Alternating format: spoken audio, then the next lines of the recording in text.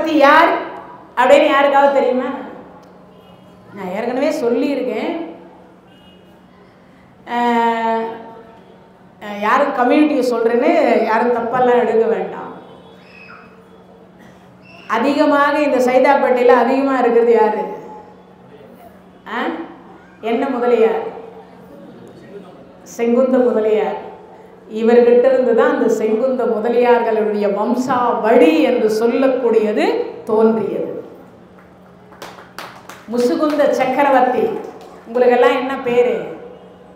Sengunthar, முசு Gunder. இப்போ புரிஞ்சிச்சா உங்களுக்கு? அது மட்டும் இல்லை, வீரவாகு தேவர் என்று சொல்லக்கூடியவருடைய மகளை திருமணம் செய்து கொண்ட ஒரு பெருமான் முசுகுந்த சக்கரவர்த்தி. உங்க கம்யூனிட்டி என்று சொல்லக்கூடிய முசுகுந்த சக்கரவர்த்திக்குத்தான் தெய்வ யானையினுடைய திருக்கல்யாண ஓலை முதல்ல யாருக்கு போச்சுன்னா பார்வதி பரமசிவனுக்கு முதல்ல போகல. யாருக்கு போச்சு? முசுகுந்த சக்கரவர்த்தி என்று சொல்லக்கூடியவர். இந்திர ஓலை எழுதுறார், கீழே கையெழுத்து போறார். இப்படிக்கு இந்திரன் சிவ பார்வதி அப்படின்னு போட்டார். முருகப்பெருமான் பார்த்தார், ஆமா அந்த பத்திரிகை யாரு? சுவாமி உங்க அப்பா அம்மா அம்மையப்பர். இல்லை இல்லை, என் பக்தன்ல ஒருத்தர் இருக்கான். அவன் கரூரை தலைநகராக கொண்டு குந்தம் என்கின்ற ஆயுதத்தை வைத்து ஆட்சி செய்து கொண்டு வருகின்றான். எப்பொழுதும் என்னுடைய எனது கந்த சஷ்டி கவசத்தை பாராமல் ஓதி அப்படிப்பட்ட முருகா முருகா முருகா என்று ஓதிக்கொண்டிருக்கக்கூடியவன். அவனுக்கு கொண்டு போய் பூமியில் கொடுங்க அப்படின்னு சொன்னார். யாரு? முருகரே தன்னுடைய திருவாயினால் முசுகுந்த சக்கரவர்த்திக்கு தான் முதல் ஓலை வந்தது. யாருடைய கல்யாணத்தினுடைய ஓலை? தெய்வ யானையினுடைய கல்யாணத்து ஓலை முசுகுந்த சக்கரவர்த்திக்கு தான் முதல்ல வந்தது. அந்த முசுகுந்த சக்கரவர்த்தியினுடைய வம்சாவளியில் வந்தவர்கள் தான் செங்குந்த மரபினர் என்று சொல்லக்கூடிய அவர்கள். குந்தம்ன்ற ஆயத்தை வச்சு வந்ததுனால அவர்கள் வம்சாவளியில் முசுகுந்த சக்கரவர்த்தி. அதனால அப்படிப்பட்ட தொடர்புக்கு உரியவர் முசுகுந்த சக்கரவர்த்தி. இந்த பூமியில் கிட்டத்தட்ட 42 சிவாலயங்களை அமைத்து கொடுத்த ஒரு பெருமான். யார் அவரு? முசுகுந்த சக்கரவர்த்தி. இந்த முசுகுந்த சக்கரவர்த்தியாக இருக்கக்கூடியவர் குரங்காக இருந்து இந்த தலத்தை என்ன பண்ணியிருக்கார்? தேனால் அபிஷேகம் பண்ணி வழிபாடு செய்தது இருக்கின்றார். முசிறி என்கின்றது தான் அந்த தலத்தினுடைய பக்கத்தில் இருக்கக்கூடிய ஊரினுடைய பெயர் முசிறி. அது முசுகுந்தம் முசுகுந்தம் அப்படின்னு சொல்லி அது கடைசியில் நாளடைவில் மருவி என்ன ஆயிடுச்சு? முசிறி என்று ஆகிவிட்டதாக தல புராணங்கள் சொல்லுகிறது. இப்போ முசுகுந்த சக்கரவர்த்தி என்று சொல்லக்கூடியவர் வழிபாடு செய்த தலம் எது? ஈங்கோய் மலை. இப்போ 2வது பேர் வழிபாடு செய்திருக்கிறாங்க அகத்தியர். அகத்தியருக்கு அடுத்து முசுகுந்த சக்கரவர்த்தி. இப்போ அதுக்கு அடுத்து என்னன்னு கேட்டீங்கன்னா, நம்ம வானுலகத்தில் ஆதிசேஷனுக்கும் வாயு பகவானுக்கும் ஒரு சண்டை நடக்குது. யார் பெரியவர்? நீங்களா நானா? ஆதிசேஷன் சொல்றார் நான் தான் பெரியவன். வாயு தேவன் சொல்றார் என்கிட்ட நான் ஒரு ஊனு ஊதணும்னா நீங்க பறந்து போயிடுவீங்கன்றார். சரி பார்ப்போம், 2 பேருக்கு ஒரு போட்டி வைக்கலாம். இந்த போட்டியில யார் ஜெயிக்கிறாங்களோ பார்க்கலாம். அங்க இடத்துல ஒரு சண்டை உருவாயிடுச்சு. இப்போ இவர் என்ன பண்ணார்னா, மேருமலை என்று சொல்லக்கூடிய மலையை தன்னுடைய 1000 தலை கொண்ட ஆதிசேஷனால் அப்படி போத்திட்டு கொண்டார். மேருமலையை போட்டு சுருட்டி அவர்களுடைய படம் அப்படின்னு சொல்லுவோம் இல்லையா, அதை வச்சு அப்படி மூடிட்டார். முடிஞ்சா நீ அசைத்துப்பார் அப்படின்னார். இப்போ வாயு தேவன் பார்க்கிறார், ஓ அப்படியே உன்னுடைய 1000 தலையை என்னால் தூக்க முடியாதுன்னு நினைக்கிறியான்னு காற்று வீசினார். உங்களுக்கு எல்லாம் தெரிஞ்சிருக்கும் என்ன புயல். ஆமாம், ரொம்ப பிரபலம். ஆமாம், அதுக்கு முன்னாடி ஒரு புயல் அடிச்சுது. வர்தா புயலா ஏதோ ஒரு புயல். ஆக மொத்தத்தில் ஒரு பேர் வச்சு அனுப்பி விடுறாங்க இல்லையா. அப்போ தெரிஞ்சிருக்கும் நம்மளுடைய எல்லா மரமும் சாஞ்சது வேரோட இல்லையா. அப்போ காற்றுக்கு எவ்வளவு வலிமை என்று யோசிச்சு பாருங்க. அதே மாதிரி இன்னொன்று, இந்த வாயு தேவனுக்கு அவதாரம் செய்தவர் தான் ஆஞ்சநேய சுவாமிகள். இடி மின்னல் புயல் காற்று என்று சொல்லக்கூடிய பெய்யக்கூடிய மலையில் ஒரு துளிக்கும் மற்றொரு துளிக்கும் இடையில் பூந்து போவார், தன் மீது ஒரு துளி கூட விடாம. அஞ்சிலே ஒன்று பெற்றான் அஞ்சிலே ஒன்றை தாவி அஞ்சிலே ஒன்றாக ஆரியர்க்காக ஏகி அஞ்சிலே ஒன்று பெற்ற நங்கை கண்ட இலாரூரில் அஞ்சிலே ஒன்றை வைத்து அவன் எம்மை அழித்து காப்பான் அனுமானே, கம்பருடைய வாக்கு. அப்படிப்பட்ட ஆஞ்சநேய சுவாமிகள் 9,70,70,000 யோசனை ஒரு செகண்ட்ல கடப்பார். எவ்வளவு? இப்படின்ற நேரத்துக்குள்ள எவ்வளவு தொலைவு? 9,70,70,000 யோசனை கடப்பார். இதுக்கு எந்த கருவி வைக்க முடியும் யோசிச்சு பாருங்க. அப்பா வாயு தேவன் அப்பனா எவ்வளவு வேகமாக போவார்னு யோசிக்கணும். அப்போ பிள்ளையே இவ்வளவு வேகம் போனா அப்பா எவ்வளவு வேகம் போவார் இல்லையா? அது மாதிரி இங்க வாயு தேவனுக்கும் ஆதிசேஷனுக்கும் இருவருக்கும் சண்டை நடக்குது. இந்த சண்டை நடந்ததுல என்ன பண்ணிட்டார்? வாயு தேவன் அந்த மேருமலையை பெயர்த்து தூக்கி அடிச்சார்.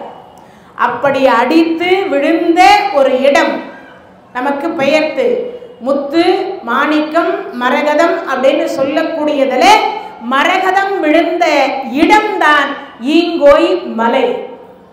கை தட்டுங்க. அதனால்தான் அங்க இருக்கக்கூடிய அம்பிகைக்கு என்ன பேரு? மரகதாம்பிகை, மரகதாலீஸ்வரர் அப்படின்னு சொல்லக்கூடிய மரகத சலேஸ்வரர் அப்படின்னு சொல்லக்கூடிய அப்படிப்பட்ட ஒரு இறைவன் அங்க. இப்போ அந்த இறைவனை இப்போ இங்க பெயர்த்து எடுத்தாங்க இல்லையா? அதுல மாணிக்கம் மரகதம் முத்து ஒவ்வொரு இடத்துல விழுது. அடுத்து என்னன்னா வைரம் விழுந்த இடம்தான் பாண்டி நாட்டு கொடுமுடி. கொடுமுடின்னு சொல்றோம் இல்லையா? அந்த தலத்துல தான் என்ன விழுந்ததான்? வைரம் விழுந்ததான். அதுக்கு அடுத்து மாணிக்கம் அப்படின்னு சொல்லக்கூடியது தான் பக்கத்திலேயே, அந்த முசிறிக்கு பக்கத்திலேயே பார்த்தீங்கன்னா முசிறியிலிருந்து சில கிலோமீட்டர் தொலைவு போனீங்கன்னா ஐயர் மலைன்னு ஒரு மலை இருக்கு. ஐயர் மலைன்னு ஒரு மலை இருக்கு. அந்த ஐயர் மலை அப்படின்னு சொல்லக்கூடிய மலையில் தான் மாணிக்கம் விழுந்த இடம். மாணிக்கம் எங்க விழுந்ததுன்னா அந்த மலையில விழுந்தது. நீலம் விழுந்த இடம்தான் பொதிகை மலை. நீலக்கல் அப்படின்னு சொல்றோம் இல்லையா? அந்த நீலக்கல் விழுந்த இடம்தான் பொதிகை மலை. சிகப்பு கல் என்று சொல்லக்கூடிய பவளம் விழுந்த இடம்தான் திருவண்ணாமலை. நெருப்பு தலமா இருக்கா இல்லையா? நெருப்பு என்ன கலர்ல இருக்கும்? சிகப்பா இருக்கும் இல்லையா? அதுதான் அந்த இடத்துல விழுந்தது. அப்படிப்பட்ட இந்த தலங்களை தரிசிப்பது அவ்வளவு சிறப்பா. அதுல நாம இப்ப தரிசித்து கொண்டிருக்கக்கூடிய தலம் எது? ஈங்கோய் மலை. அது எதனால? என்ன விழுந்த இடம்? மரகத பச்சை என்று சொல்லக்கூடிய விழுந்த ஒரு இடமாக அந்த இடம் திகழ்கின்றது. அதே மாதிரி சிவராத்திரி அன்றைய தினத்தில், அதாவது அந்த தலத்துல ஒரு சிறப்பு என்ன அப்படின்னு கேட்டீங்கன்னா 3 குரு இருக்கக்கூடிய ஒரு தலம். அந்த தலத்துல நீங்க நுழைகிற பொழுது விமானத்தில் ஒரு குரு இருப்பார். விமானத்துல ஒரு குரு இருப்பார். உள்ள போனீங்கன்னா ஒரு குரு இருப்பார். அதுக்கடுத்து அவருக்கு மேலே இருக்கக்கூடிய விமானத்தில் வீணை வாசித்து கொண்டு குரு இருப்பார்.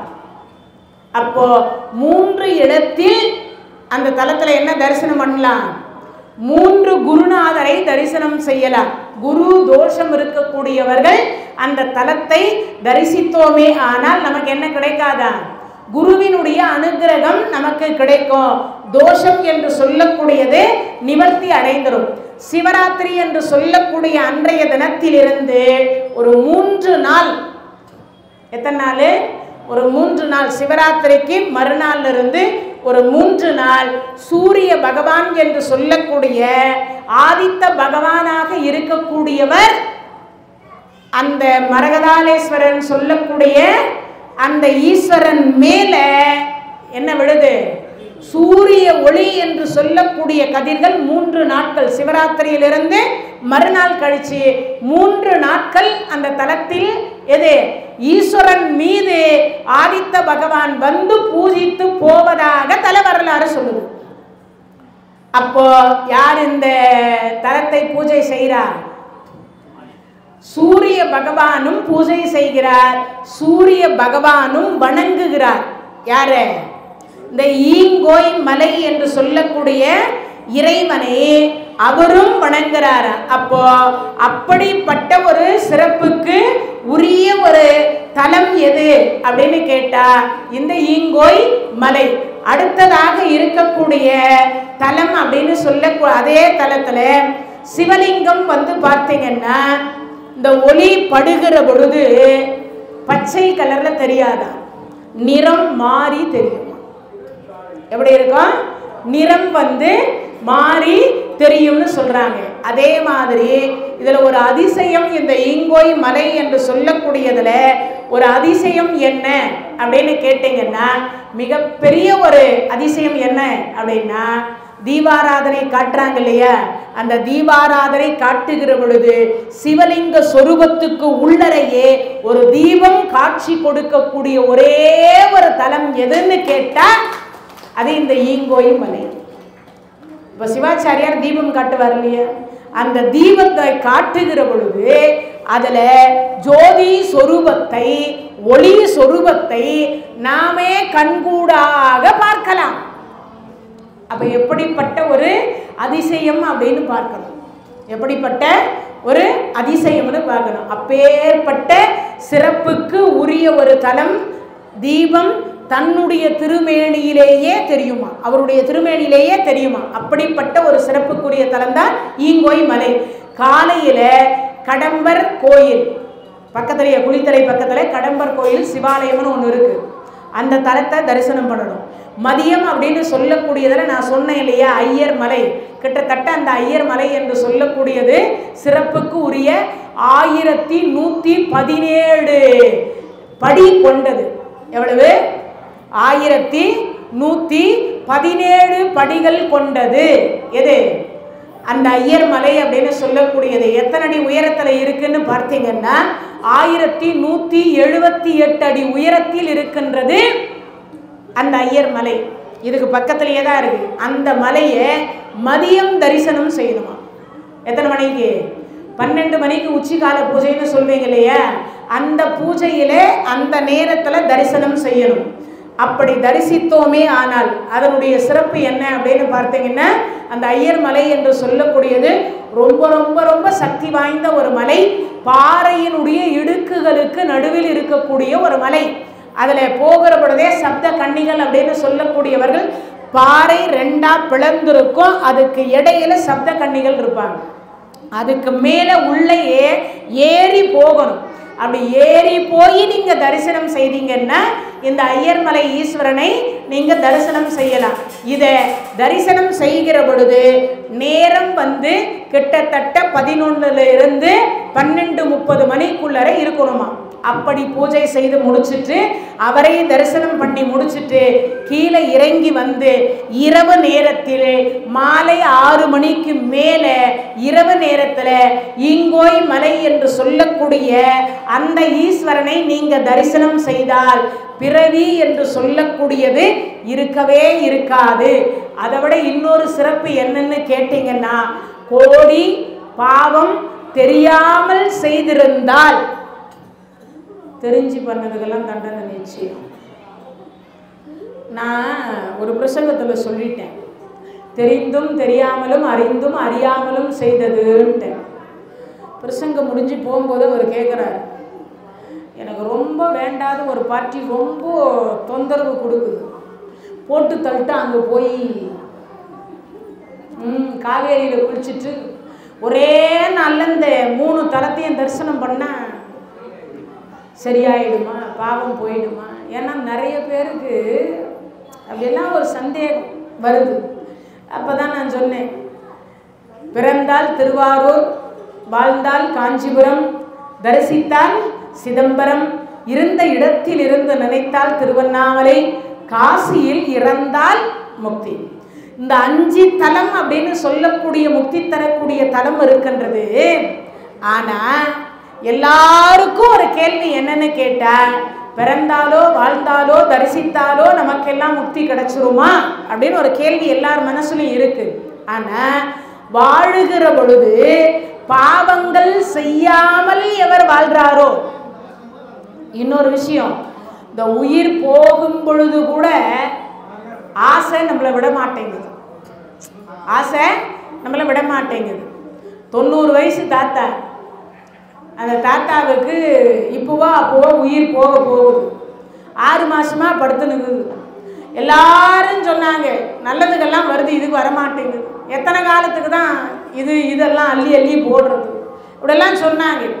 அப்போ அந்த நேரத்தில் அங்கே போன ஒருத்தர் சொன்னார், அப்போ நம்ம இறைவன் குலதெய்வம் முருகப்பெருமான் முருகா முருகா முருகா என்று மனம் உருகி ஒரு 3 முறை சொல்லு, உனக்கு முக்தி கிடைச்சிரும், முருகன் திருவடியில உன்னை சேர்த்துப்பார், தாத்தா முருகான்னு சொல்லுன்னார். இந்த தாத்தா சொல்றார், மூ மூ மூ முருகல் தோசை வேணும்.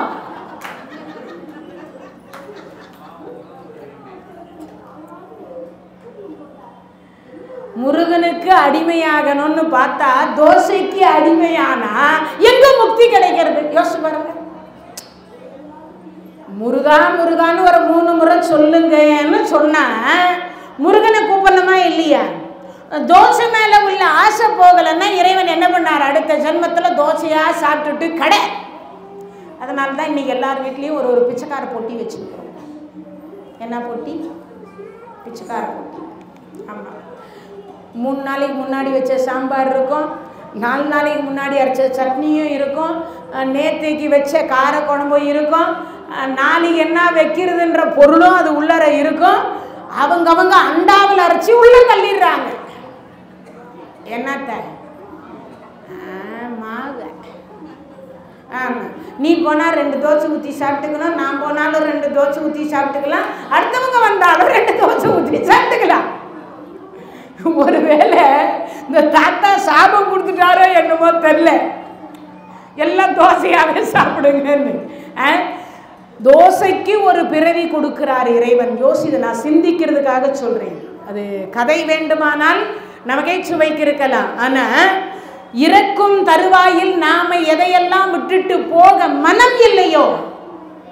ஏன்னா நிறைய பேர் எனக்கு எல்லாம் முடிஞ்சு போச்சு மேடம், அதெல்லாம் ஒன்றும் இல்லை, ஆனால் மண்ணாசை, பெண்ணாசை, மது ஆசை, அதுக்கப்புறம் இந்த புடவை ஆசை, நகை ஆசை, அதுக்கப்புறம் சில உறவுகள் மேலே ஆசை, இதெல்லாம் விட்டுட்டு மனம் துறக்குதா?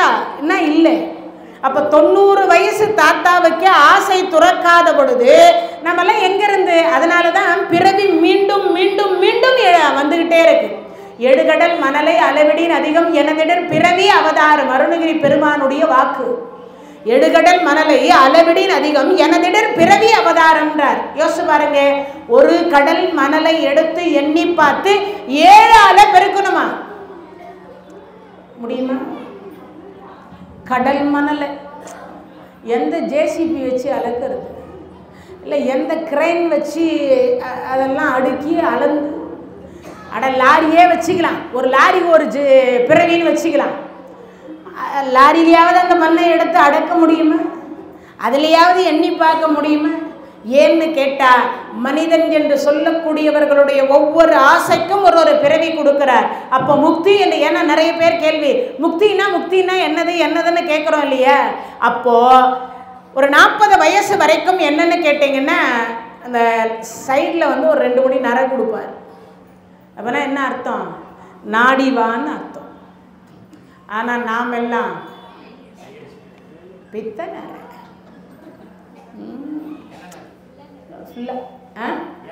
இளநரை பற்றியா? அதுக்கு ஒரு பேர் வேறு. இளமையிலேயே நிறைக்குது, அது வேற விஷயம்னு வச்சுக்கோங்க. இப்போல்லாம் வந்து ஜீன் குறைபாடுனால சின்ன சின்ன பசங்கள்லாம் கூட நிறைச்சிருக்குது, அது வேறு. 40 வயசில் சைடில் 2 நரை கொடுப்பார் இறைவன். அப்போனா என்ன அர்த்தம்? இது வரைக்கும் இந்த உடம்பு சுகத்துக்கு எல்லாம் அனுபவிச்சுட்டேன், இதுக்கு மேலேயாவது சொல்கிறேன், இந்த ஆன்மாவினுடைய சுகத்துக்கு என்னை தேடி வா. நரை கொடுத்தேன் நாடி வா. திரை கொடுப்பார். 50 வயசுல எல்லாருக்குமே கண்ணு கண்டிப்பாக ஃபால்ட்டு வரும். 50 வயசுல எல்லாருக்குமே கண்டிப்பாக கண் திரை வரும். அப்போனா என்ன அர்த்தம்? திரை கொடுக்குறேன், இப்பயாவது தேட ஆரம்பி என்ன, இப்பயாவது நான் எங்கெல்லாம் இருக்கிறேன்னு தேடி கண்டுபிடிச்சி என்னை வணங்குன்றார். அப்பயும் நம்மால் டாக்டர் கிட்ட போய் டாக்டர் என்ன பண்ணுவீங்களோ எது பண்ணுவீங்களோ தெரியாது, 1 லட்சமோ 2 லட்சமோ 3 லட்சம் ஆனாலும் பரவாயில்ல, ஆப்ரேஷன் கீப்ரேஷன் ஏதாவது பண்ணிடுங்க, கிட்டக்கிற ஃபிகரும் தெரியணும், தொலைவலுக்கிற ஃபிகரும் தெரியணும். ஏன்னா டிவி கொஞ்சம் தொலைவலுக்கு தான். ஆமாம், சில வீடுகளில் இந்த தாத்தா இங்கே பண்ணுற பார்த்தீங்கன்னா டிவி அங்கே இருக்கும், சேரை போட்டு அந்த டிவியினுடைய ஸ்டாண்டு மேலே கால் போட்டு உட்காந்து ஆணு பார்த்துட்டு இருக்கும் டிவி சீரியலு. என்னான்னு சத்தம் தாசியாகுது, சரியாக கேட்கல, அதனால் இங்கே கிட்டவா இருந்தால் கேட்கும், கொஞ்சம் தூர பார்வை இல்லை, அதனால அப்படி பார்க்குறாங்க இல்லையே.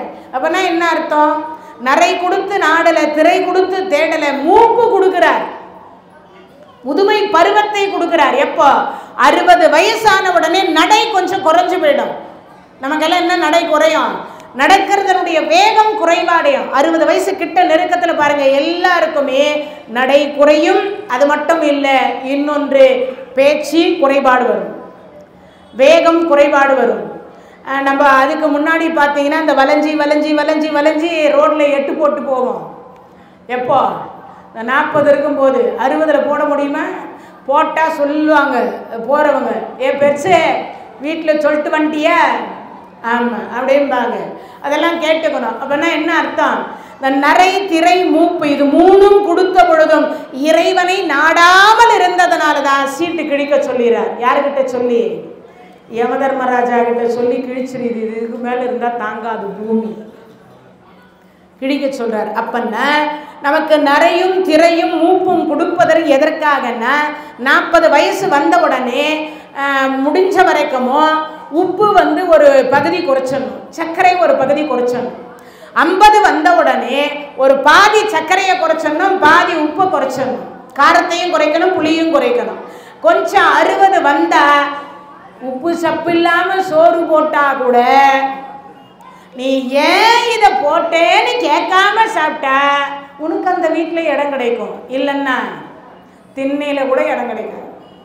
அப்படி ஆயிடுச்சு பண்ணலாம். அதனால தான் இங்கு சொல்லுகிற பொழுது சொல்கிறார். ஏன்னா நிறைய பேர் என்ன நினைக்கிறாங்கன்னா, வைகுண்ட ஏகாதசிக்கும் சிவராத்திரி அன்றைய தினத்தில் ஒரு நாளும் கண்விழித்து விடிய விடிய உண்ணா நோம்பிருந்து இறைவனை வழிபாடு செய்துவிட்டால் 4 கால பூஜையிலையும் இந்த வைகுண்ட ஏகாதசி அன்றைய தினத்தில் ஒரு நாள் முழுக்க உண்ணாவிரதம் இருந்துவிட்டு அந்த வைகுண்ட ஏகாதசி அன்றைய தினத்தில் காலையில் போய் சொர்க்கவாசல் வழியாக நம்பெருமான் என்று சொல்லக்கூடிய பெருமாளை தரிசித்து விட்டால் நமக்கெல்லாம், அது சில பேர் சொல்லுவாங்க, 25 வருஷமா நான் இந்த விரதம் இருக்கேன், 15 வருஷமா இந்த விரதம் இருக்கேன், ஆனால் பண்ணுறதெல்லாம் பாவத்தை பண்ணிட்டு விரதம் இருந்தால் மட்டும் இறைவன் சொர்க்கம் கொடுத்துருவாரா, இல்லை முக்தி கொடுத்துருவாரா? கண்டிப்பாக தரமாட்டார். அப்பனா என்ன அர்த்தம்? பரோபகாரம் இதம் சரீரம். இதனை எல்லாரும் மீண்டும் மீண்டும் சொல்றேன். இந்த உடம்பால் 4 பேருக்கு நன்மை செய், ஒருவருக்கும் தீங்கு செய்யாதே, ஒருவருக்கும் தீங்கு செய்யாதே. அப்படி செய்யாம இருந்தால் மட்டும்தான் முக்தியும் கிடைக்கும், சொர்க்கமும் கிடைக்கும், திரு கைலாயமும் கிடைக்கும்.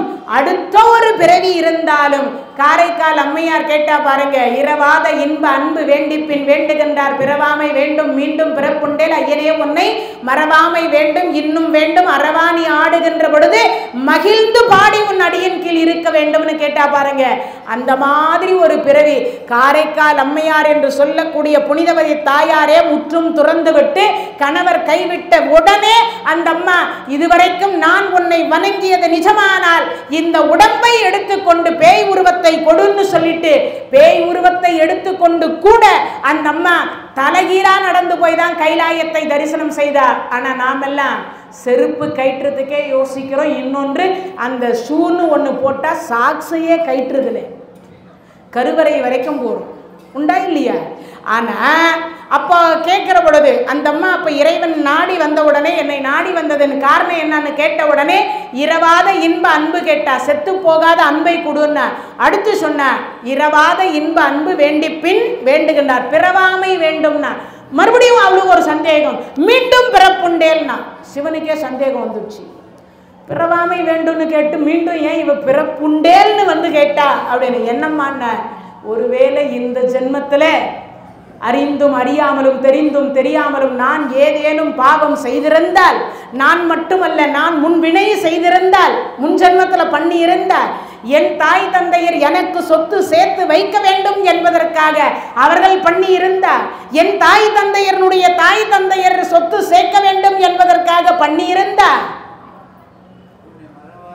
அப்பன்னா என்ன அர்த்தம்? 21 தலைமுறையில் ஏதேனும் ஒரு தலைமுறை செய்தாலும் பாவம் 27 தலைமுறையிலேயே அனுபவிச்சு தான் ஆகணும்.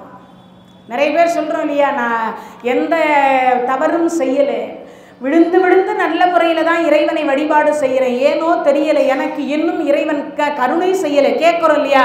நம் மூதாதையர்கள் செய்தது, நம் மூதாதையர்கள் மட்டும் இல்லை, நாமே முற்பிறவில என்ன பண்ணோம் நமக்கு எப்படி தெரியும்? தெரியாது இல்லையா. ஒருவேளை அந்த பாவத்தினுடைய சம்பளத்தை கழிப்பதற்காக தான் அரிது அரிது மானிடராய் பிறத்தல் அரிது கூன் குருடு செவிடு பேடு நீங்கி நம்மை இறைவன் படைக்க வைத்திருக்கிறாரான்றதும் தெரியாது இல்லையா.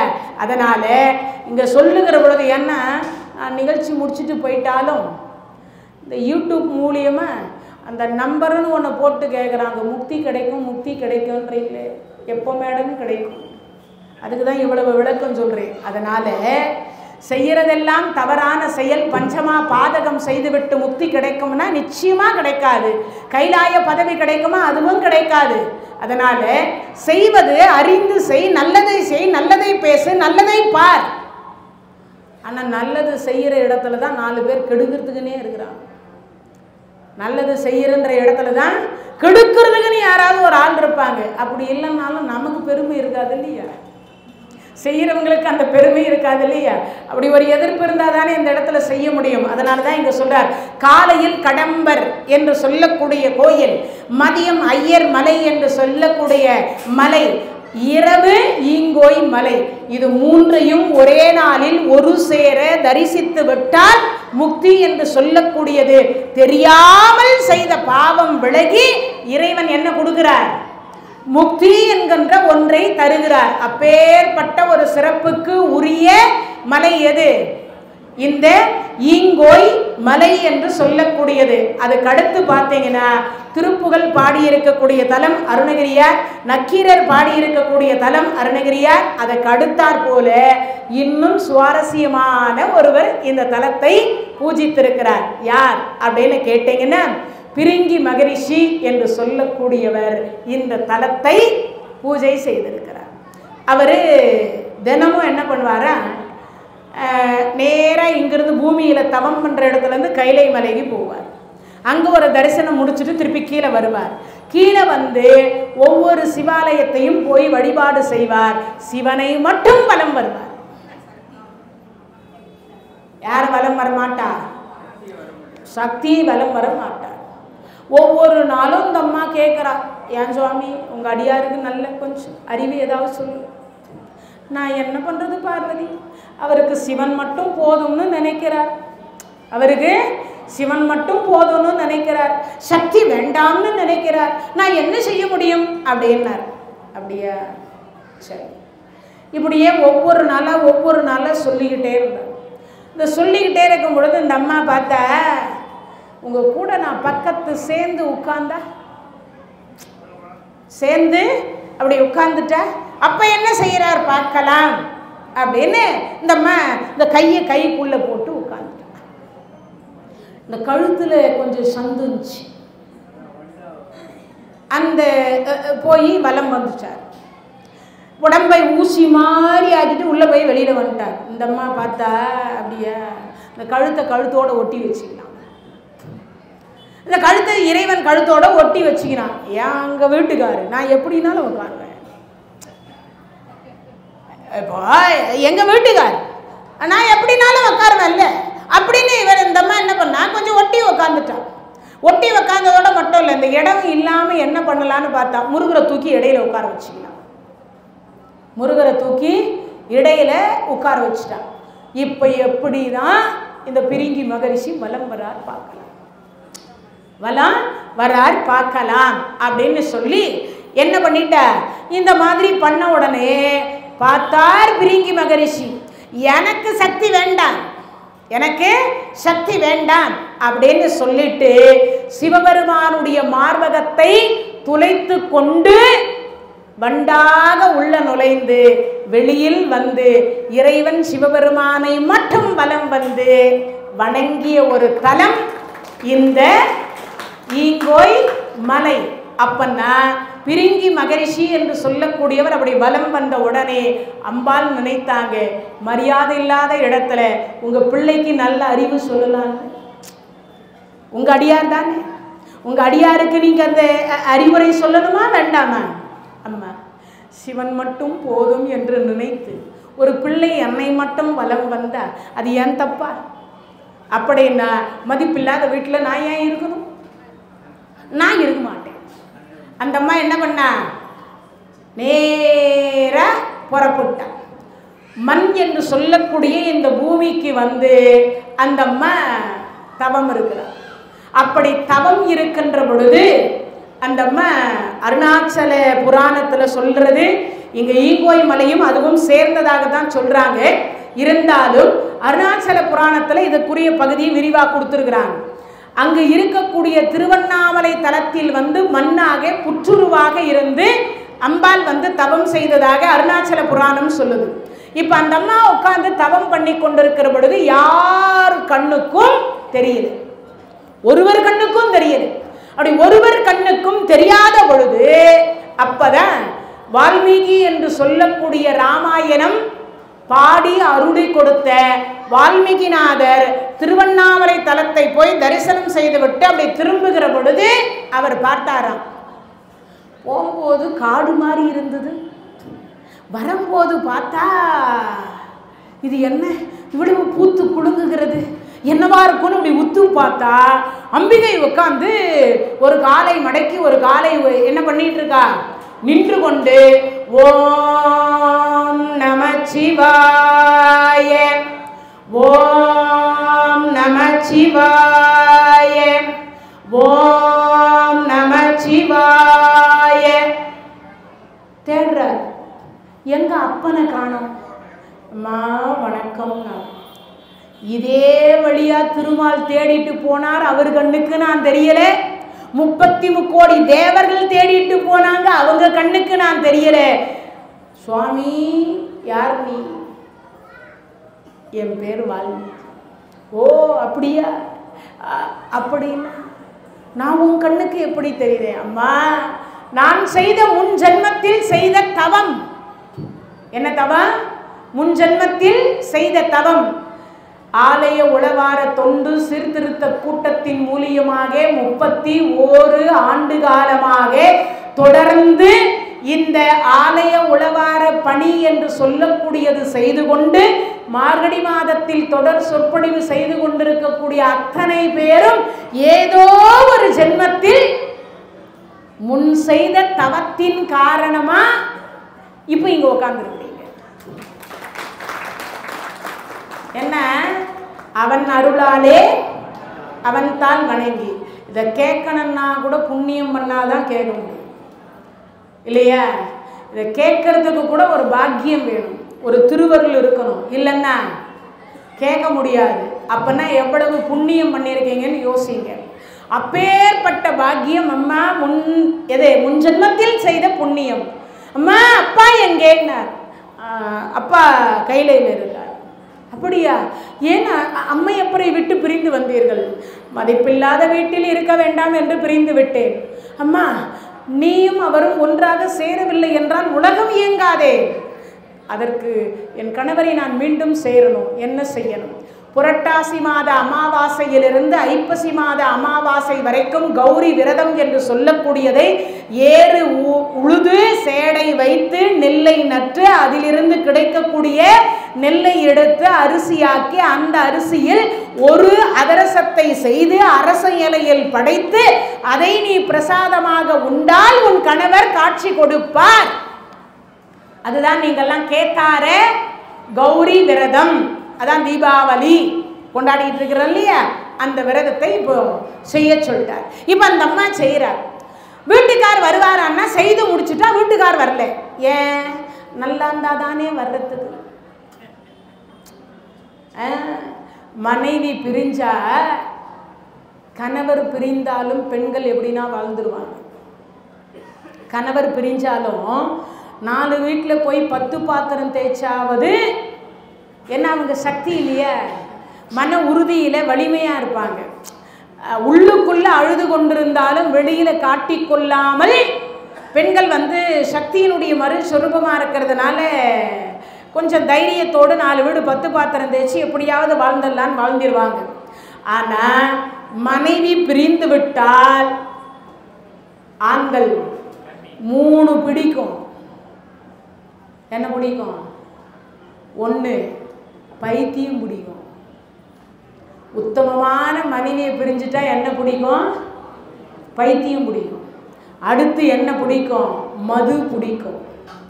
அடுத்து என்ன பிடிக்கும்? மாதுவை பிடிக்கும். வேறொரு பெண்ணை பிடிக்கும்னு அர்த்தம். இந்த 3 பிடிக்குமா? இப்போ சிவபெருமான் உத்தமமான மனைவி அல்லவா? யாரு? பார்வதி அம்மாவுக்கு. பார்வதி அம்மாவு உத்தமமான மனைவியை பிரிஞ்சதுனால அவருக்கு பைத்தியம் பிடிக்க போகுது. அதுக்குரிய கதையை சொல்றேன். கால பைரவர் என்று சொல்லக்கூடிய அங்கே பார்த்தீங்கன்னா கையில 3 சிம்மாசனம் இருந்தது. இப்போ மனைவி பிரிஞ்சிட்டதுனால என்ன பண்ணார்? பிரம்மாசனம், விஷ்ணு ஆசனம், சிவாசனம், 3 ஆசனம். அந்த பக்கம் வலப்பக்கம் விஷ்ணுவுக்குரியது, இடது பக்கம் பிரம்மாவுக்குரியது, நடுவில் சிவாசனம். இப்போ 3 ஒன்றா இருக்கு. இவர் யாகத்துக்கு போய் அங்கே வளர்க்கக்கூடிய யாகத்தில் கிடைக்கக்கூடிய அவிர்ப்ப பாகம் என்று சொல்லக்கூடிய அவில் பாகத்தை தான் சிவபெருமானுக்குரிய உணவு. எப்போ கொடுக்கறது? அது யாகம் வளர்த்து முடிச்சதும் கடைசியாக கொடுக்கக்கூடியதற்கு என்ன பேரு? பூர்ணாகுதி என்பது பெயர். அதை மட்டும் என்ன பண்ணுவாங்க? சிவாச்சாரியாரும் பட்டாச்சாரியாரும் என்ன பண்ணுவீங்க? எழுந்து நின்று வணக்கம் சொல்லி மரியாதையோடு உங்களை எல்லாரையும் தொடுவதற்கு அனுமதி கொடுத்து உங்களுடைய குலதெய்வத்தை பிரார்த்தனை பண்ணிக்கங்க, பிள்ளையாரை பிரார்த்தனை பண்ணிக்கங்க, இந்த யாகம் நடக்கக்கூடிய இறைவனை பிரார்த்தனை பண்ணிக்கங்க, உங்கள் நட்சத்திரத்தை சொல்லிக்கங்க, பிள்ளைகள்த சொல்லுங்க, கணவர்த சொல்லுங்க, உற்றார் உறவினர்த சொல்லுங்க, உங்கள் கஷ்டத்தை சொல்லுங்கன்னு எல்லாம் இப்போ பிரார்த்தனை பண்ணிட்டு சிவபெருமானுக்கு உணவு கொடுக்க போகிறோம். அந்த சிவபெருமானுக்கு உணவு கொடுக்குறோன்னு சொல்ல மாட்டாங்க. பூர்ணாகுதி என்கின்ற ஒன்றை தருகிறோம்னு சொல்லுவாங்க. இப்போ அந்த பாகம் யாருக்குரியதுன்னா சிவபெருமானுக்குரியது. இப்போ அதை போய் அவர் சாப்பிட்றதுக்காக யாகத்துக்கு போயிட்டார். எல்லாரும் சாப்பிட்டு முடிச்சிட்டாங்க, வந்துட்டாங்க. மனைவி இருந்தால் தான் ஏன் லேட்டுன்னு கேட்பாங்க. மனைவி இல்லைன்னா யாருன்னா கேட்பாங்களா? அதுக்கு பேர் தான் பேச்சு இலர். என்னது? பேச்சு துணைக்கு ஆள் இல்லாதவர்களுக்கு பெயர் பேச்சுலர். அதான் ஆங்கில வார்த்தை. பேச்சு துணைக்கு ஆள் இல்லாதவர்களுக்கு பெயர் பேச்சுலர்னு பேர். அதுதான் அது அர்த்தமே அப்படிதான். இப்போ சிவபெருமானுக்கு நமக்கு தான் மனைவி இல்லையா, சீக்கிரம் போய் என்ன பண்ண போகிறோம் அப்படின்னு அவர் கொஞ்சம் லேட்டாக வந்தார். இந்த பிரம்மாவுக்கு என்னன்னா அப்போ இருந்தது 5 தலையாம். எத்தனை தலை? 5 தலை இருந்ததா.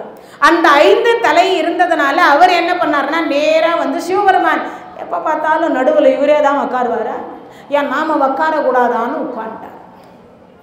இப்போது கலெக்டர் ஆஃபீஸ், கலெக்டருக்கு வர்றதுக்கு முன்னாடி குமஸ்தா போவார் அல்லது அந்த வாட்ச்மேன் போவார். இந்த கலெக்டருனுடைய டேபிள் எல்லாம் துடைப்பார், இந்த உட்காந்துருக்கிற சேரையும் துடைப்பார், சுற்றி முற்றி பார்ப்பார். இன்னும் யாரும் ஆஃபீஸுக்கு வரல. அவர் வர்றதுக்கு முன்னாடி நாம் கொஞ்ச நேரம் இதில் உட்காந்தா என்ன தப்பு அப்படின்னா அந்த கலெக்டருடைய சேரில் அவர் உட்காருவார். வர்றதுக்கு முன்னாடி வேணா உட்காரலாம், வந்ததுக்கு அப்புறம் விட்டுணுமா இல்லையா? இல்லைன்னா இவருக்கு எது என்ன ஆகும்? வேலை போகுமா? தலை போகுமா? அப்படி ஆகுமா? சாதாரணமாக இங்கே அப்படின்னா அங்கே எப்படி இருக்குன்னு யோசிக்கணும். இப்போ இவர் போனார். சிவபெருமான் போனதை பார்த்தா என்ன இது நம்ம சேரில் யாரோ உட்காந்துருக்கிற மாதிரி இருக்கு. ஓ பிரம்மாவா, சரி நான் வர்றதுக்கு. அவர் சிவபெருமான் எதையுமே விருப்பம் கிடையாது வெறுப்பும் கிடையாது அவருக்கு. யாருக்கு? விருப்பு வெறுப்பு இல்லாத ஒரு பெருமான் சிவபெருமான். எதன் மீதும் பற்றும் வைக்க மாட்டார், எதன் மீதும் பற்றற்றும் இருக்க மாட்டார். அப்பேற்பட்ட ஒரு பெருமான். அப்போ இவர் பார்த்தாருப்பா, அது ஏன் சேர் பக்கத்தில் உட்கார், உங்களுக்கு 5 தலை, எனக்கும் 5 தலை, நான் எதற்கு 5 தலை? தமிழை கொஞ்சம் கையாளுற பொழுது கொஞ்சம் பார்த்து கையாளணும், இல்லைன்னா கொஞ்சம் மாறி போயிடும். இவர் சொல்லிட்டார், எனக்கு 5 தலை, உங்களுக்கும் 5 தலை, நான் எதற்கு 5 தலை சொன்ன அடுத்த வினாடி பார்த்தார், ஓ இது தலை தான் பிரச்சனை போகுது, ஏப்பா உன் பிள்ளைக்கு சொல்லக்கூடாதான்னு நாராயணர்கிட்ட கேட்டார். நாராயணர் சொன்னார், நான் நீங்கள் வர்றதுக்கு முன்னாடியே நல்ல புத்திமதி எல்லாம் சொன்னேன். இப்போ உங்ககிட்ட சொன்ன மாதிரி அவருக்கும் 5 தலை, எனக்கும் 5 தலை, நான் எதற்கு 5 தலைன்னு சொல்லிட்டார். அதனால் தலை தான் இதில் பிரச்சனையா, அதனால் ஒரு தலை எடுத்துவிட்டா முடிஞ்சிடும் எல்லாம்னார். சிவபெருமானுக்கு சண்டை போட தெரியாது. என்ன தெரியாது? சண்டை போட தெரியாத ஒரு பெருமான். யார் அவர்? சிவபெருமான். அவர் பார்த்தார், எனக்கு சண்டை போட தெரியாது, சண்டை போடுறவளே என்னை விட்டுட்டு போயிட்டாரு. யார் சண்டை போடுவா? காளி தேவி. யார் சண்டை போடுவா? காளி தேவியாக இருக்கக்கூடியவள் சண்டை போடுவா. திருவலங்காட்டில் என்னவாக இருந்த 2 பேரும் நடனமானாங்க. காளியினுடைய கர்வத்தை அடக்குவதற்காகத்தான் என்ன தாண்டவம், ஊர்த்த தாண்டவம் அப்படின்னு சொல்லக்கூடிய தாண்டவம் ஆடினார். அப்பதான் என்ன பண்ணாங்க, இந்த காதில் இருக்கக்கூடிய தோடு கீழே விழுந்துட்டுது, அதை எடுத்து சிவபெருமான் கையால் எடுத்து மாட்டலை, காலால் எடுத்து மாட்டினார். காலால் எடுத்து மாட்டினார். ஆனால் அச்சம் மடம் நாணம் யாருக்கு? பெண்ணுக்கு உண்டு இல்லையா, காளிக்கு உண்டு இல்லையா? அங்கே உட்காந்து ஒருத்தராக இருக்கிறாங்க. 33 கோடி தேவர்கள்ல இருந்து, நாராயணர் இருந்து, 8 லட்சுமியிலிருந்து, நாரத மகரிஷியிலிருந்து, இருக்கக்கூடிய 18 சித்தர்கள்ல இருந்து, 10ஆக்கரைக்கு 4 பிள்ளைங்க. யாரு? சிவபார்வதிக்கு பிள்ளையார் உட்கார்ந்துருக்கிறார். யார்? அதுக்கப்புறமா கால பைரவர் உட்கார்ந்துருக்கிறார், முருகர் உட்கார்ந்துருக்கிறார், வீரபத்ரர் உட்கார்ந்துக்கிறார். இவ்வளவு பேர் முன்னாடி காலை தலைக்கு மேலே தூக்க முடியுமா? அதுவும் பெண் தூக்க முடியுமா? முடியாது இல்லையா? வெக்கத்தில் நாணி கோணி நின்னாலாம். யாரு? அம்பாள். அதனால தான் காளி தேவி சண்டை போடுவாள். அப்படிப்பட்ட காளி தேவியாக இருக்கக்கூடியவரும் என்னை விட்டு இப்போ பிரிந்திருக்கின்றால் என் செய்வதுன்னு பார்த்தார். பார்த்த அடுத்த வினாடி, கால பைரவா, விநாயகர் அவதாரம் அன்றைய தினத்தில் தலை சனி பகவான் பார்வைப்பட்டு தலை காணாம போன உடனே எது வடக்கு தலை வைத்து படுத்திருக்கின்றதோ அதன் தலையை கொண்டு வா என்று அனுப்பினார் அல்லவா? அப்ப தோற்றுவிக்கப்பட்ட கால பைரவரை மீண்டும் அழைக்கிறார். கால பைரவா அப்படின்னார். அழைத்த அடுத்த வினாடி கால பைரவர் வந்தார். வந்த உடனே, அப்பா எனக்கு என்ன வேலைன்னார். அப்பா, நான் உட்கார்ற சேர்ல அவர் உட்கார்ந்துருக்கிறாரு, நீ என்னன்னு சொல்லி அவரை எழுப்பி பாரு. சுவாமி பிரம்மதேவரே வணக்கம். ஆமாம், நீ யார்? என் பெயர் என்னது? கால பைரவர். நான் சிவபெருமானுடைய 2வது பிள்ளை. என் தந்தை அமரக்கூடிய ஆசனத்தில் தாங்கள் அமர்ந்திருக்கிறீர்கள், அதனால் சற்று எழுந்திருக்கும்படி கேட்டுக்கொள்கிறேன். ஓ அப்படியா? உங்கள் அப்பனுக்கே நான் பதில் கொடுத்தேன், உனக்கு கொடுக்க மாட்டேன். உங்க அப்பாவுக்கு 5 தலை, எனக்கும் 5 தலை, நான் எதற்கு 5 தலைன்னார். ஓ தலை தான் இப்போ பிரச்சனையான்னு என்ன பண்ணிட்டார், ஒரு தலையை கிள்ளி அப்படி எரிஞ்சார். எரிந்த அடுத்த வினாடி கிள்ளியவர் கையை விட்டுட்டுச்சு, கிள்ள சொன்னவர் கையில் போய் தொட்டி கொண்டு ஒட்டிச்சு. சிவபெருமான் கையில வலது கரத்தில் போய் ஒட்டிச்சு. இப்போ சிவபெருமான் உணவு சாப்பிடணும்னா வலக்கரத்தில் உடம்பு இல்லாத பிரம்ம கபாலம் ஒட்டி இருக்கு. இப்போ ஒட்டி இருக்கிறதுனால இது என்ன செய்வதுன்னா, அந்த அவிர்ப்ப பாகம் இவர் சாப்பிடலான்னு கை கிட்ட போகிற எடுக்கிறார். அந்த பிரம்ம கபாலம் உள்ள போகுது. ஆனா அதுக்கு வயிறு இருந்தா தானே போதும்னு நினைக்கும். வயிறு இல்லாதனால உள்ள மட்டும் போகுதே தவிர அது எங்க போகுதுன்னு தெரியல. அதுக்கு பேரே சிவ பிரம்ம கபாலம்னு ஆயிடுச்சு. சிவபெருமான் பார்த்தார், பசியினுடைய கொடுமை என்ன செய்வது என்று தெரியல. கடைசியில யோசிக்கிறார், இந்த பிரம்ம கபாலம் உண்ணாத ஏதாவது ஒரு உணவு இருக்கும் இல்லையா அப்படின்னு யோசித்தார். இது இருக்கே அப்படின்னு சொல்லிட்டு சுடுகாடு என்று சொல்லக்கூடிய சுடுகாட்டிற்கு வந்து பிணத்தினுடைய சாம்பலை அள்ளி அள்ளி அள்ளி உண்டார். இதுவரைக்கும் பிடிக்காத எந்த சிவபெருமான் நல்லா இருந்தார் இல்லையா, இதுவரைக்கும் சரியாக இருந்தார். இப்ப பிணத்தினுடைய சாம்பலை அள்ளி அள்ளி உண்டதும் அவருக்கு சித்தம் கலங்கி போச்சு. என்ன கலங்கியது? சித்தம் கலங்கி போயினது. அப்படி கலங்கிய உடனே இப்போ படைக்கிற தொழில் இல்லை, காக்கும் தொழில் இல்லை, சங்கரா என்று சொல்லக்கூடிய முக்தி தரக்கூடிய தொழில் இல்லை. எல்லா துறையும் எல்லாம் பட்டம் படிச்சிருக்கிறாங்க. வேலையில்லா பட்டதாரி. யாருக்கு? யமனுக்கு வேலை இல்லை, சூரியனுக்கு வேலை இல்லை, சந்திரனுக்கு வேலை இல்லை, 27 நட்சத்திரத்துக்கு வேலை இல்லை, 12 ராசிக்கு வேலை இல்லை, நவகிரகத்துக்கு வேலை இல்லை, இருக்கக்கூடிய பிரம்மாவுக்கு வேலை இல்லை, 30 கோடி தேவர்களுக்கு வேலை இல்லை, நாராயணருக்கு வேலை இல்லை, 8 லட்சுமிக்கு வேலை இல்லை. அவ்வளவு பேரும் வேலை இல்லாதவர்களாக இருக்கிறாங்க. இப்ப என்ன செய்வது? சிவபெருமான் பைத்தியம் தெரியணும், சிவனும் பார்வதியும் ஒன்று சேரணும். பார்த்தாங்க, எங்க இருக்கிறாங்கன்னு தேடி பார்க்கிற பொழுது கடைசியாக திருமால் கண்டுபிடித்து, அம்பிகை நான் உன்னை இங்க தான் பார்க்கணும் அப்படின்னு பார்த்தார். பார்த்த அடுத்த வினாடி சொன்னார், அண்ணா நீங்க மட்டும் வந்துக்கிறீங்க, அவர் வரலையா? நல்லா இருந்தா வந்திருப்பார். நான் இருக்கிற பொழுது எங்க வீட்டுக்காருக்கு என்னாச்சு? இது வர்றதுக்கு முன்னாடி யோசிச்சிருக்கணும், வந்ததுக்கு அப்புறம் யோசிக்க கூடாது. வந்ததுக்கு அப்புறம் யோசிக்க கூடாது. அண்ணா என் கணவர் எங்கே? நான் சொல்றதை செய் என்று சொல்லி உலகத்தில் எத்தனை வகையான தானியம் இருக்கின்றதோ அத்தனை வகையான தானியத்தையும் சமையல் செய்து எடுத்துக்கொண்டு புறப்படுவதற்கு இரவு 12 மணி ஆனது. மாசி சிவராத்திரி என்று சொல்லக்கூடிய சிவராத்திரி கழித்து வரக்கூடிய அமாவாசை அன்றைய தினத்தில் இது செய்தால் செய்து முடிக்கிற பொழுது எங்கே எங்கே என்று கேட்டுக்கொண்டு முன்னாடி நாராயணர் சென்றார், பின்னாடி இந்த காளி தேவியாக இருக்கக்கூடிய பார்வதி அம்மையார் நடந்து நடந்து நடந்து வந்தார்கள்.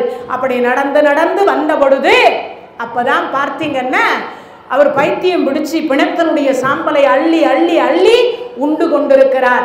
அப்படி உண்டு கொண்டிருக்கின்ற பொழுது நான் இருக்கிற பொழுதே என் கணவர் இப்படிப்பட்ட உணவை உண்கிறாரே, அண்ணா என்ன செய்வது? அம்மா இது அனைத்துக்கும் காரணம் அவர் கையில ஒட்டி கொண்டிருக்கக்கூடிய பிரம்ம கபாலம். உன்னுடைய எது உருவத்திற்கு உன் கைக்கு எவ்வளவு அன்னம் வருமோ அவ்வளவத்தையும் ஒன்றாக சேர்த்துட்டு 3 உருண்டை உருட்டு அப்படின்னு சொல்லி 3 உருண்டையை உருட்டி ஒரு உருண்டையை யாருக்கு கொடுக்க வச்சார்? அந்த பிரம்ம கபாலத்துக்கு கொடுத்துட்டார். 2வது உருண்டை பிரம்ம கபாலத்துக்கு கொடுத்துட்டார். 3வது உருண்டையை மூக்கு கிட்ட வரைக்கும் கொண்டு போன, அம்மா நிறுத்துனார், தங்கை நிறுத்துனார். நிறுத்தி அடுத்த வினாடி பார்த்தார், அண்ணா இதையும் அதுக்கு தானே கொடுக்கணும். இல்லை இல்லை, உன் தலைக்கு மேல் தட்டி இறைப்பாயாக அப்படின்னு சொன்னார். அந்த அம்மா அந்த 3வது உருண்டையை தட்டி அப்படி இறைக்கக்கூடியதுதான் இன்றைய தினத்தில் மாசி மாதம் சிவராத்திரி கழித்து வரக்கூடிய மயான கொல்லை என்று சொல்லக்கூடிய வழிபாடு என்று சொல்லக்கூடியதை செய்து கொண்டு வருகிறீர்கள் இல்லையா? அப்படி அந்த இறைத்த அடுத்த வினாடி அப்படி கையில் இருந்து இறங்கி அந்த பிரம்ம கபாலம் ஒவ்வொன்றா அந்த அன்னத்தை எடுத்து எடுத்து உண்கிற பொழுது கையில் இருக்கக்கூடிய சூலாயுதத்தினால் அதை வதம் பண்ண போன உடனே அந்த பிரம்ம கபாலம் சொன்னது, சற்று நேரத்துக்கு முன்னாடி தான் நீ எனக்கு உணவு கொடுத்த, மாதா பிதா குரு தெய்வம் சோறு போட்ட நீயே என்னை கொல்லலாமா? அப்படியானால் என் கணவர் கையை தொடாமல் இருந்தால் உன்னை நான் கொல்ல மாட்டேன். அது எப்படி?